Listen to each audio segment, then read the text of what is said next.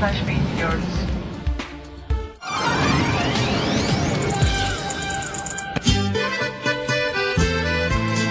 Üsküp, sokakları buram buram Osmanlı kokan, ezanla kilise çanlarının, Türkçe ile Makedoncanın birbirine karıştığı çok güzel bir şehir. Dört tarafı dağlarla sarılı, Balkanların göbeğinde kurulmuş olan Üsküp, fethedildiği 1392 yılından 1912 yılına kadar Osmanlı'nın hakimiyetinde önemli bir şehir olmuş. İlk fethedildiği an itibarıyla Osmanlı kültüründen etkilenen şehir günümüzde de hala Osmanlı'dan izler taşımakta.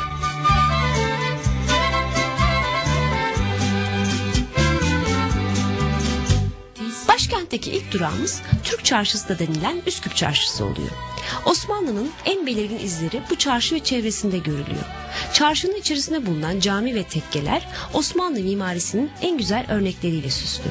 Tarih boyunca yerli ve yabancı tüccarların büyük ilgi gösterdiği Üsküp bu nedenle birçok tarihi kervansaraya da sahip.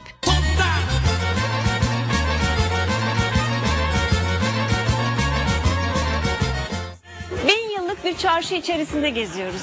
1660 yıllarında Evliya Çelebi buraya geldiğinde bu çarşıyı Bağdat Çarşısı'na benzetmiş. Deprem ve yangın geçirdikten sonra tekrar yenilenmiş. Şu anda da 1000 tane dükkanıyla Üsküplülere hizmet vermekte. Üsküp Çarşısı, Üsküp Kalesi ile Vardar ve Sereva ırmakları arasında yer almaktadır. Çarşı içinde Osmanlı mimari geleneğinin örnekleri Mustafa Paşa Camii, Bedesten, Suluhan, Kapanhan, Kurşunluhan, Çiftehamam başta olmak üzere birçok tarihi eser bulunmaktadır. Çarşı iş kollarına göre kendi içinde birçok bölüme ayrılıyor. Bugün çarşıda yaklaşık 200'ü kuyumcu olmak üzere 1000 adet dükkan var. Üsküp Çarşısı'nın en işlek caddesi ise kuyumcuların yer aldığı Belgrad Caddesi'dir.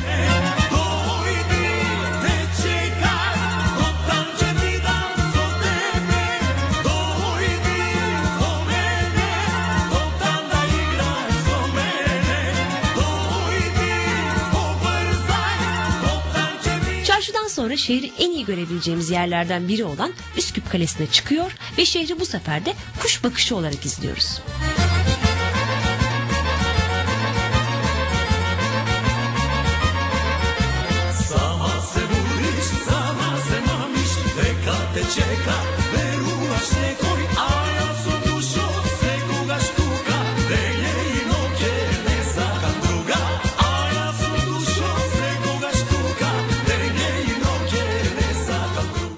Kalesi, Üsküp'ün simgesi olan taş köprü gibi şehrin en önemli mimarilerinden biri. Vardar Nehri'nin sol tarafında yer alan kalenin tarihinin 10. yüzyıla kadar uzandığı tahmin edilmektedir. 1392 yılında Üsküp'ün fethedilmesiyle Osmanlılar kaleyi büyütmüşler ve içinde adeta bir şehir kurmuşlardır. İnşası 100 yılda tamamlanan kalenin bugünkü şekli Bizans dönemine kadar uzanıyor. Kale duvarlarının yapımında kullanılan taşlar yakındaki harap edilmiş Suküpi şehrinden getirilmiştir. Kale Üsküp'ün panoramik olarak en iyi görülebilecek noktalarından biri de aynı zamanda.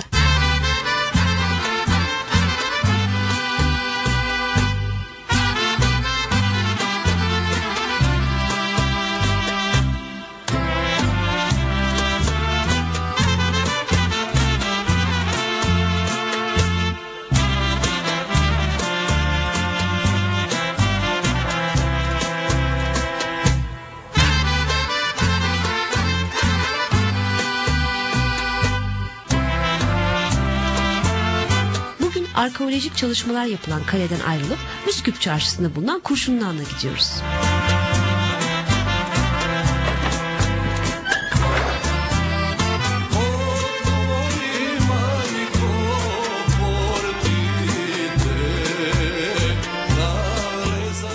Burası Kurşunluhan. Çok tarihi ve çok eski bir han. Osmanlılardan kalma. Buranın çok farklı bir atmosferi var. İnsana huzur veren bir atmosferi var. Ayrıca akustiği çok iyi. Konserler, tiyatrolar, özel partiler genelde burada yapılmakta. Ayrıca Roma dönemine ait heykeller de burada sergilenmekte. Üsküp'ün en güzel mimari yapılarından biri olan Kurşunluhan, 16. yüzyılın ortalarında Müslihuddin Abdülgani tarafından yaptırılmıştır.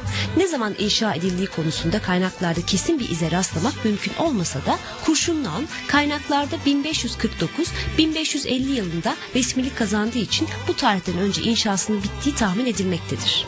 İlk zamanlarda müezzin hoca hanı olarak tanınan han, kurşunun adını 19. yüzyılda kurşundan yapılmış olan damından aldığı düşünülmektedir. 2 katlı olan kurşunun hanın alt katında 25, üst katında ise 30 konaklama odası bulunmaktadır. Ayrıca hanın hemen yanında burada konaklayan tüccarların kervanlarındaki atlar ve develer için de 100 hayvanlık yer bulunuyor.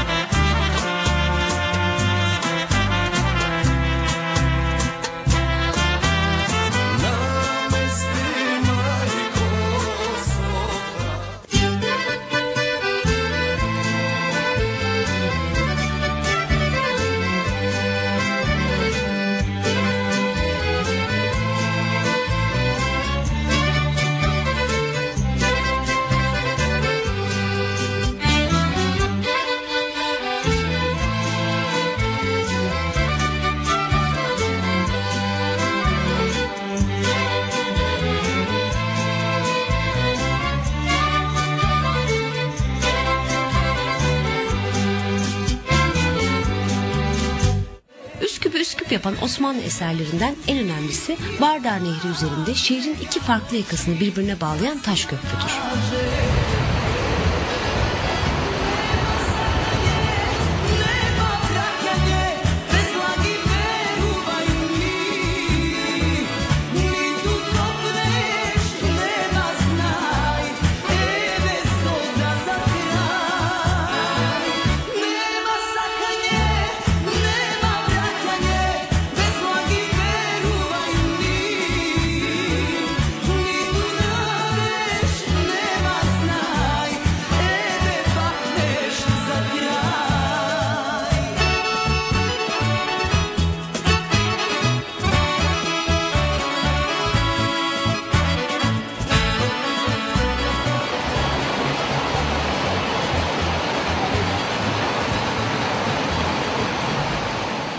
Üsküp'ün tarihi güzellikleri kadar mutfağı da oldukça zengin. Şehirde yemek yemek için Üsküp çarşısında bulunan restoranlar arasında seçim yapmak gerekiyor. Biz ünü yurt dışına taşan ve yerli yabancı birçok ünlü konuğu ağırlayan turist restoranı seçiyoruz. Gezdik, dolaştık, yorulduk, karnımız acıktı. Çarşının en ünlü restoranına geldik. Şimdi birazdan içeri gireceğim, içerideki yemeklere bakacağım. Bakalım neler varmış. Üsküp mutfağı denilince akla ilk gelen yemek Üsküp kebabıdır. Gerçi kebap denildiğine bakmayın. Üsküplülerin kebap dedikleri bizde İnegöl köfte olarak bilinen orijinal Boşnak köftesidir. Sadece Üsküp'e değil bütün Makedonya'ya özgü bir köfte şekli olan Boşnak köftesi bir parmağın yarısı büyüklüğünde soğanlı köftelerin zeytinyağından geçtikten sonra yoğrularak ızgarada kızartılmasıdır. Bu kebabı Üsküp'te en iyi Türk çarşısında yer alan Destan kebapçısı ve turist restoranı yapıyor.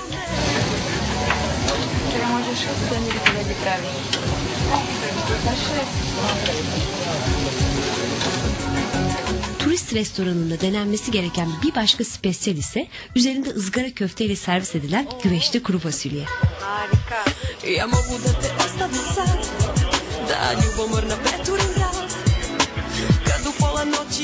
Gerçekten fasulyeyle köfte birleşince o kadar enteresan bir lezzet olmuş ki. Çok güzel. Ayrıca ekmeği de öyle normal getirmiyorlar. Böyle yağda kızartıp üzerine de baharat döküyorlar. Ve ekmek de ayrıca çok lezzetli. Bu lezzeti denemek için burayı tercih edenler arasında ünlü aktör Ömer Şerif'ten Türk siyasetçilerine kadar birçok ünlü isim bulunuyor.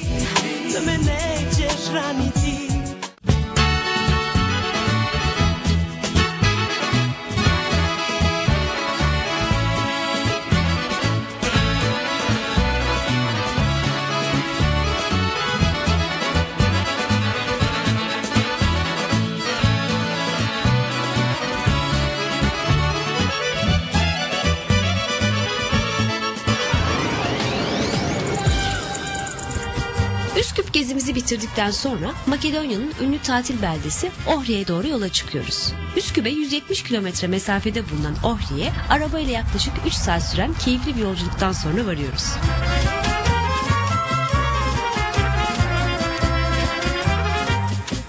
Ohri, Makedonya'nın Arnavutluk sınırında bulunan ve kendisiyle aynı ismi taşıyan gölün kıyısına kurulmuş bir şehir. Makedonya'nın turizm ve kültür merkezi sayılan Ohri, Safranbolu, Ölüdeniz ve Göcek'in bir karışımı adeta. Tepenin yamacındaki evler Safranbolu'yu, sahildeki sokak ve caddeler Ölüdeniz'i, sahili ise Göcek'i andırıyor.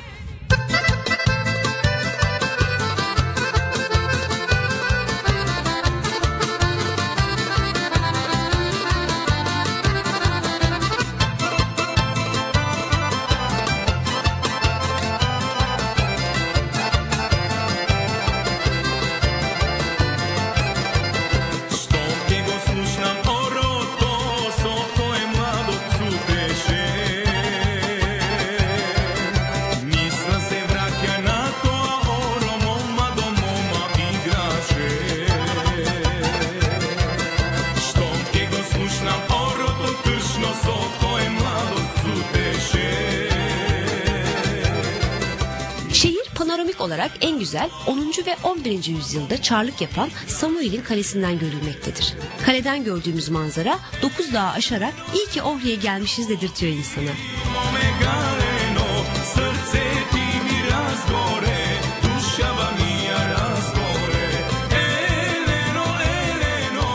Göle doğru inmeye devam ettiğinizde bizi eskiden cami olarak kullanılan Aziz Clement Kilisesi karşılıyor. Osmanlı zamanında kiliseyi camiye döndüren Sinan Paşa'nın türbesi de kilise bahçesinde yer almakta.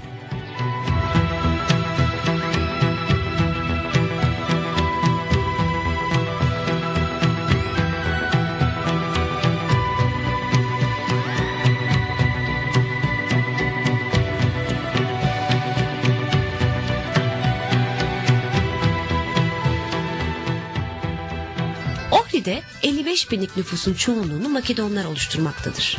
Makedonların dışında Ohri'de Türkler, Arnavutlar, Romanlar, Sırplar ve Ulahlar yaşamaktadır. Tarihsel bir zenginliğe sahip olan Ohri'de bugün Osmanlı döneminden kalma 10 cami, bir tekke bulunmaktadır.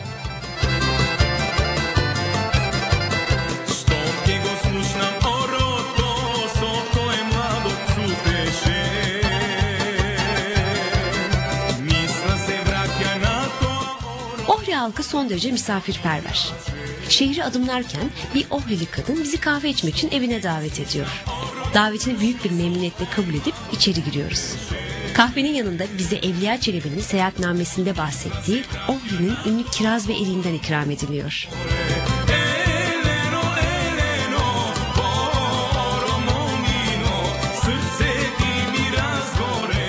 Ohri'yi dolaşırken Osmanlı'nın Balkanlardaki son zamanlarını anlatan Elveda Rumeli dizisinin çekildiği sokaktan da geçiyoruz. Bu sokak bizlere o zamanları yaşatacak kadar buram buram tarih kokuyor. Şehrin merkezinde çok yaşlı bir meşe ağacı var.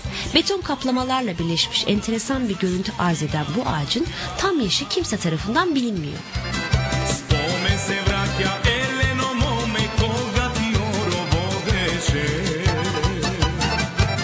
Ohri'nin simgelerinden 110 yıllık çınar ağacı. Yıllar içerisinde çınar ağacının sağ tarafı kırıldığından dolayı iç tarafta destekleme yapılmış. Çok eskilerde bu ağacın gövdesinde bir bakkal dükkanı ve bir berber dükkanı varmış.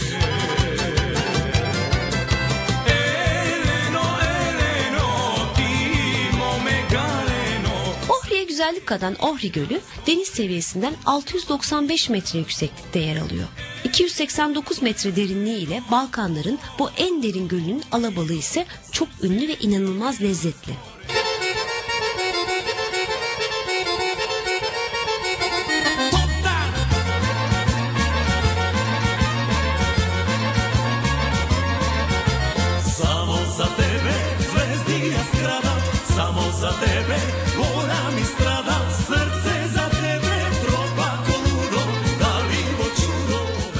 Ohri'nin bir başka simgesi ise Ohri incisi.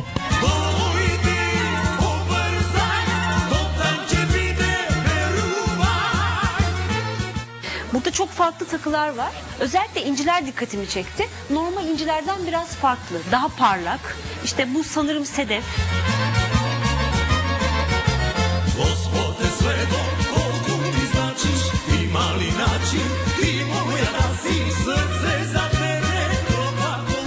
Ohri gündüz olduğu kadar geceleri de hareketli bir kent. Ohri'nin ana caddesinde akşamları gösteri yapan animatörler, kafelerde oturanların ya da sokakta akşam gezmesine çıkanların keyifli vakit geçirmesini sağlıyor.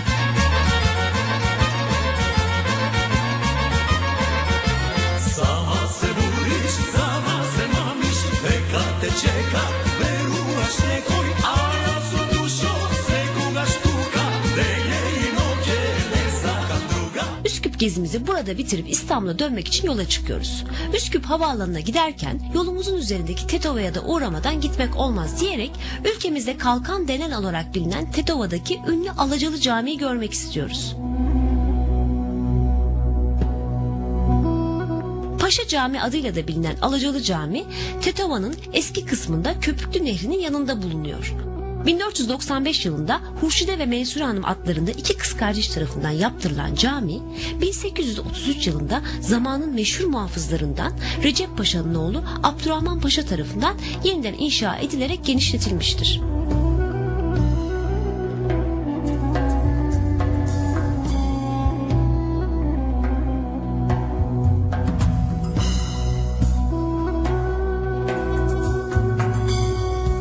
Sekiz köşeli bu türbede camiyi ilk inşa ettiren iki kız kardeşin mezarı bulunuyor.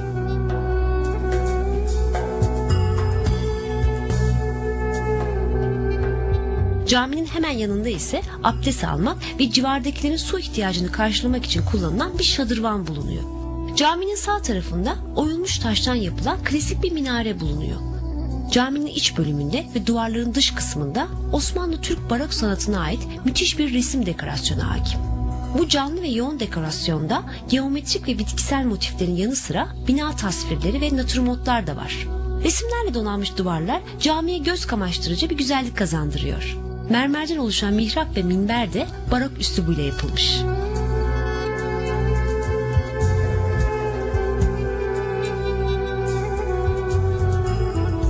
Cami içindeki süslemelerdeki canlı renkleri elde etmek için 40.000 yumurta sarısı ve hayvan kanı kullanılmış.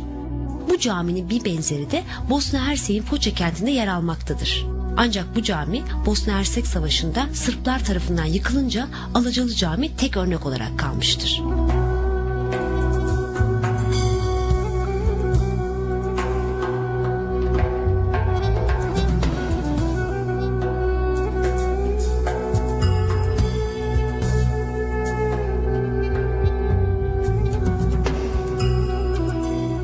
Kalkandelen'deki bu cami Makedonya'daki son durağımız oluyor. Evet, 3 günlük Makedonya gezimiz göz açıp kapayıncaya kadar bitiyor. Unutamayacağınız bir tatil düşünüyorsanız Makedonya'yı mutlaka tatil listenize dahil edin. Haftaya tekrar görüşmek üzere. Hoşça kalın.